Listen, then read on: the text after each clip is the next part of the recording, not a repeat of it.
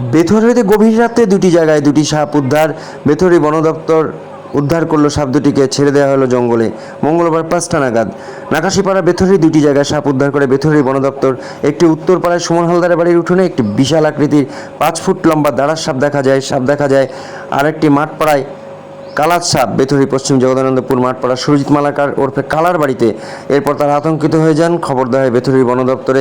বেথুয়ারি বন দপ্তরের কর্মী দীপঙ্কর চক্রবর্তী গভীর রাত্রে ছুটে যান দুটি বাড়িতে এবং তৎপরতার সঙ্গে সাপ দুটিকে তিনি উদ্ধার করে এনে বেথুয়ারি বন দপ্তর হাতে তুলে দেন। বেথুয়ারি বন দপ্তর সকালে সাপ দুটিকে ছেড়ে দেন তার নিরাপদ আশ্রয়ে। আর সেই ছবি উঠে এলো আমাদের ক্যামেরায়।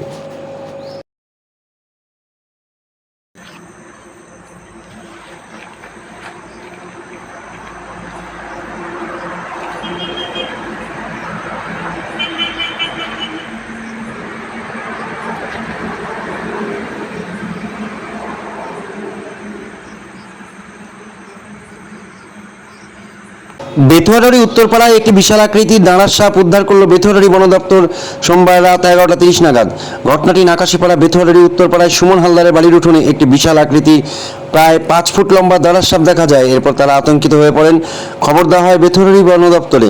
বন দপ্তরের কর্মী দীপঙ্কর চক্রবর্তী তৎক্ষণাৎ সেখানে ছুটে যান এবং সাপটিকে উদ্ধার করে আতঙ্কমুক্ত করে সাপটিকে তার নিরাপদ আশ্রয়ে ছেড়ে দেওয়া হয় গভীর রাত্রেই।